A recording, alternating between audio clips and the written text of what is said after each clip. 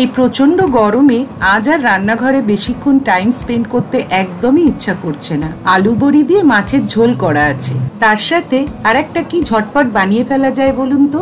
Cooking by Abol Tabol channel থেকে আমি সুদেশনা আমাদের সকল দর্শক বন্ধুদের স্বাগত জানাই আমাদের চ্যানেলে। আজ আমি বানাবো কুমড়োর ভর্তা। কুমড়োর ভর্তা বানানোর জন্য কুমড়ো তো লাগবেই। আমি এক ফালি কুমড়ো নিয়েছি, যেগুলো প্রথমে ছোট ছোট পিস করে নিচ্ছি।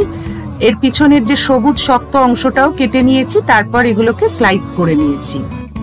দুটো পেঁয়াজ নিয়েছি, একটা ভর্তা বানানোর সময় দেব, যেটা এরকম পাতলা পাতলা স্লাইস করে নিচ্ছি, আর একটা ছোট ছোট কুচি করে নেব, যেটা ভর্তাটা মাখার সময় দেব।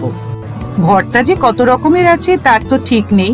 নর্মালি আমরা বেগুনের ভর্তা খেয়ে থাকি, এছাড়াও কুমড়োর ভর্তা খেতেও যেমন ভালো লাগে, তেমনি শিমের ভর্তা খেতেও আমি খুব ভালোবাসি। যারা এই মুহূর্তে ভিডিওটা দেখছেন তারা কিন্তু কমেন্ট সেকশনে আমাদের জানাতে পারেন আপনারা কে কোন ভর্তা খেতে ভালোবাসেন।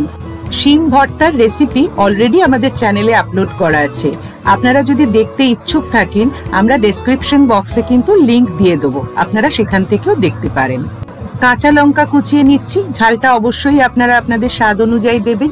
এবার একটা লেবু কেটে নিচ্ছি, এর থেকে 1/4 পার্ট আমার লাগবে। এই ভর্তায় সব শেষে সামান্য একটু লেবুর রস দিলে খেতে খুব ভালো লাগে। রসুনের কোয়াগুলো জলে ভিজিয়ে রেখেছিলাম, কারণ এইভাবে ভিজিয়ে রাখলে রসুনের খোসা ছাড়াতে সুবিধা হয়। মুখটা একটু কেটে নিলে কাজটা তাড়াতাড়ি সেরে ফেলা যায়। এক মুঠো ধনেপাতা খুব ভালো করে ধুয়ে রেখেছিলাম, সেগুলো এবার কুচিয়ে নিচ্ছি। রান্নার জোগাড়টাই কিন্তু আসল, আর সেটা আমার হয়ে গেছে। এবার একটা প্যানে কিছুটা সর্ষের তেল দিয়ে তেলটা গরম করে নিচ্ছি। প্রথমেই তেলের মধ্যে দুটো চেরা শুকনো লঙ্কা আর রসুন কোয়াগুলো দিয়ে দিলাম। রসুনের কোয়া আর লঙ্কাগুলো ভেজে নিচ্ছি। রসুন শুকনো লঙ্কা ভাজা হয়ে গেছে, এগুলো তুলে নিচ্ছি তেল থেকে। কি সুন্দর একটা গন্ধ বেরিয়েছে।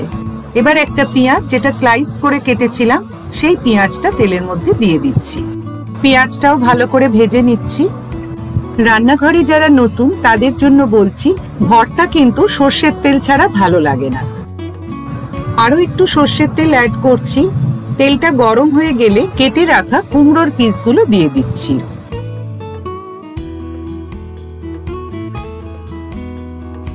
কুমড়োর পিসগুলো 3 থেকে 4 মিনিট ঢাকা দিয়ে রাখলাম। ঢাকা খুলে পিসগুলো এবার উল্টে দিতে হবে। নেক্সট স্টেপে যাওয়ার আগে হাতে কিছুটা সময় আছে, তাই আমার কথাটা বলে ফেলি। ভিডিও দেখে ভালো লাগলে প্লিজ লাইক, কমেন্ট ও শেয়ার করবেন।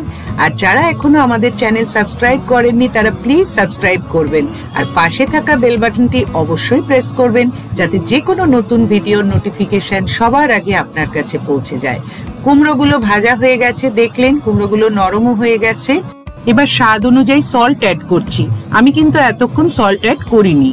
ভাজা শুকনো লঙ্কাটা প্রথমে মেখে নিচ্ছি, তারপর ভেজে রাখা রসুনটাও এর মধ্যে দিয়ে দিলাম। এবার কুমড়োর সাথে এক এক করে সবকিছু মেখে নিচ্ছি।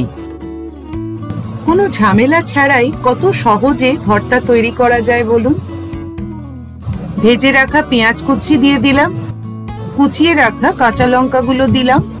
ভর্তা কিন্তু একটু ঝাল ঝাল হলেই খেতে বেশ ভালো লাগে, তাই না? এবার কোচানো কাঁচা পেঁয়াজটা দিয়ে দিলাম। এই যে ভাজা পেঁয়াজ আর কাঁচা পেঁয়াজ, এই দুরকম পেঁয়াজের স্বাদ কিন্তু এই ভর্তাতে খুব ভালো লাগে খেতে। স্বাদ অনুযায়ী আরো একটু সল্ট অ্যাড করছি। সবকিছু খুব ভালো করে মেখে নিচ্ছি। আমার মতো আপনারও যেদিন রান্নাঘরে খুব বেশিক্ষণ টাইম স্পেন্ড করতে ইচ্ছা করবে না, আপনি কিন্তু এরকম একটা ভর্তা বানিয়ে ফেলতে পারেন।